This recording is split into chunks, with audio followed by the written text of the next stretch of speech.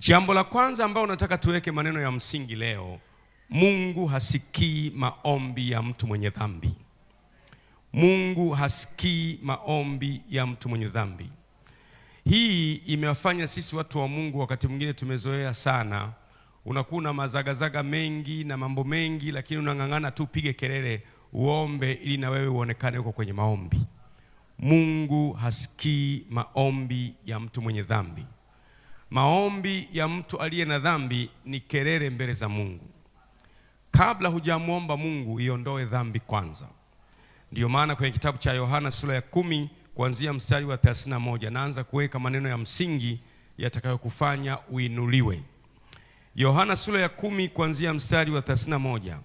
Twajua ya kuwa Mungu hawasikii wenye dhambi. Hebu turudie wote kwa pamoja, 1, 2, 3.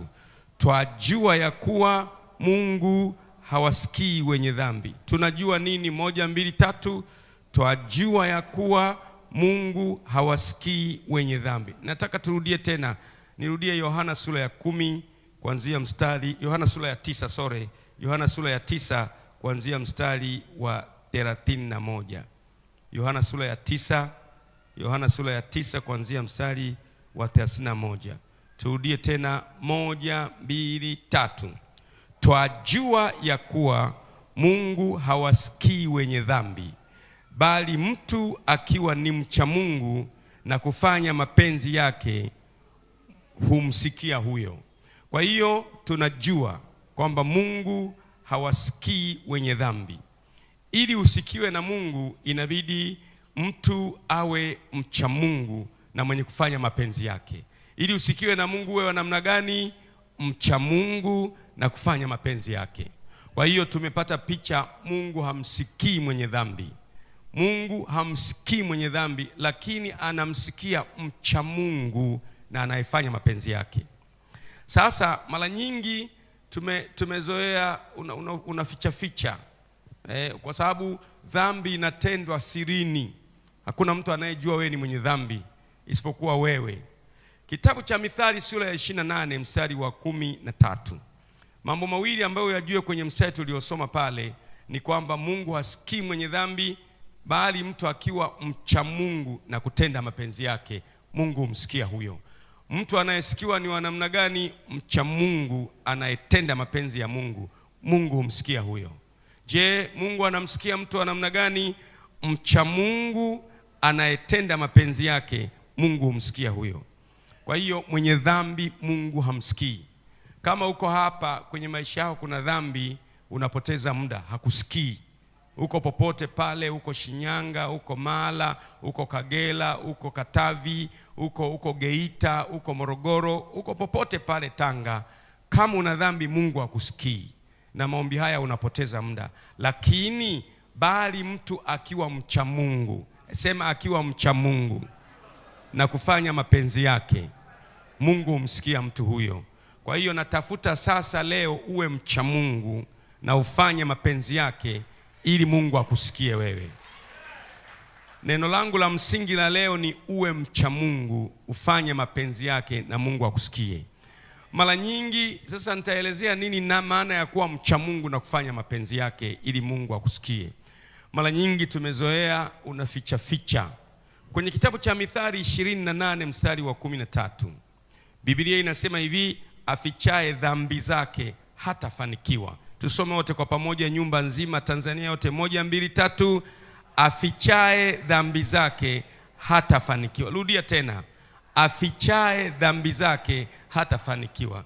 Una mambo fulani ambayo wewe unayajua lakini unayaficha, unang'ang'ana kuomba tu na yale mambo yapo. Unang'ang'ana tu, Mungu nipe, Mungu naomba, hutafanikiwa.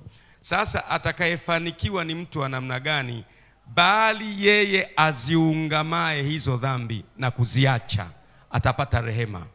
Kwa hiyo kumbe ukiziungama dhambi alafu ukaziacha, ndio unapata nini? Rehema, unapata msamaha. Anayeficha dhambi hatafanikiwa, anayeziungama na kuziacha atapata rehema. Na ndio maana kila mahali Mungu anapotaka kumsaidia mtu anaondoa dhambi kwanza. Popote pale, iwe ni ugonjwa, iwe ni dhiki, iwe ni taabu, Popote pale Mungu akitaka kukusaidia, anaondoa dhambi kwanza. Kabla dhambi haijaondoka, huwezi kupata msaada wa Mungu. Na ndio maana Biblia takatifu kwenye kitabu cha Zaburi 103 mstari wa 3 inasema hivi: akusamehe maovu yako yote. Baada ya kusamehe maovu yako yote, akuponya magonjwa yako yote. Turudie tena, anaanza na jambo gani? 1, 2, 3. Akusamehe maovu yako yote, akuponya magonjwa yako yote. Anasamehe kwanza, alafu ndiye anaponya. Maana yake anasamehe kwanza, alafu ndiye anafanya muujiza. Na ukisoma mstari wa 4 anasema aukomboa uhai wako na kaburi. Una jambo zito linakukabili, unatakiwa ufe.